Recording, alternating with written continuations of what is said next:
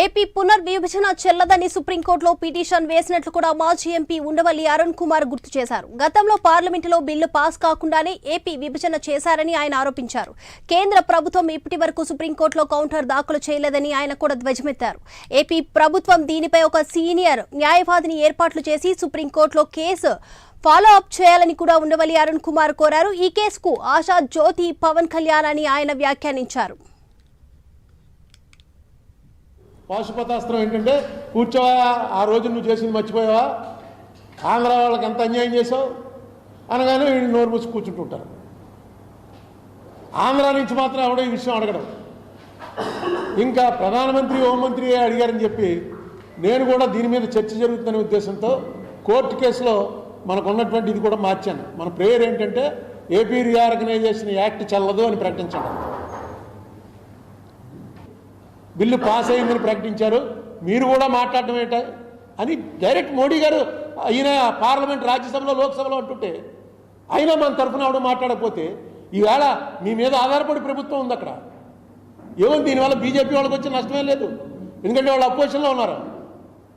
ఆఖరికి ఎంపీలందరినీ బయటికి గంటేసి పాస్ అయిందిరా అని పాస్ అవ్వకుండానే ప్రకటించిన అడిగే నాదుడే లేడు, అప్పుడే 11 ఏళ్ళు అయిపోయింది అన్నది ఈవేళ రాకపోవచ్చు, కానీ రేపు మీ అందరికీ కూడా మాయను మచ్చ అవుతుంది.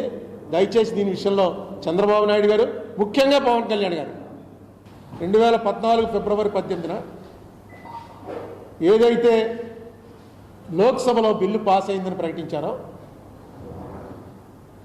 దాన్ని పాస్ అవ్వలేదు అని చెప్పి నేను అంటున్నాను. దాన్ని సపోర్ట్ చేస్తూ అమిత్ షా గారు, మోడీ గారు ఇద్దరు కూడా పార్లమెంట్లోనే మాట్లాడారు, ప్రధానమంత్రి హోదాలో, హోంమంత్రి హోదాలో. ఆవేళ ఆంధ్రాకి చేసినంత అన్యాయం మేము చేయట్లేదులే అని కాంగ్రెస్ వాళ్ళు కొంచెం ఎప్పుడు రైజ్ అయినా వీళ్ళ దగ్గర ఉన్నటువంటి పాశుపతాస్త్రం ఏంటంటే కూర్చోవా, ఆ రోజు నువ్వు చేసింది మర్చిపోయావా, ఆంధ్ర వాళ్ళకి ఎంత అన్యాయం చేసావు అనగానే వీళ్ళు నోరు మూసి కూర్చుంటుంటారు. ఆంధ్ర నుంచి మాత్రం ఎవడో ఈ విషయం ఈసారి పవన్ కళ్యాణ్ గారు అనగానే, అందుకనే లాస్ట్ టైం ప్రెస్ మీట్లో చెప్పాను, ఇప్పుడు ఆయనే ఆశాజ్యోతి అని. ఆశాజ్యోతి రాష్ట్రానికి కాదు, ఈ కేసుకి. ఎందుకంటే ఈ కేసు విషయంలో ఆయన చాలా అనుకూలంగా స్పందించాడని ఆయన స్వయంగా మీటింగ్కి వచ్చాడు. నేను నిజానికి ఆయన్ని పిలవాలా, ఆయన వస్తాడన్న ఏర్పాట్లు కూడా చేసుకోవాలి మేము.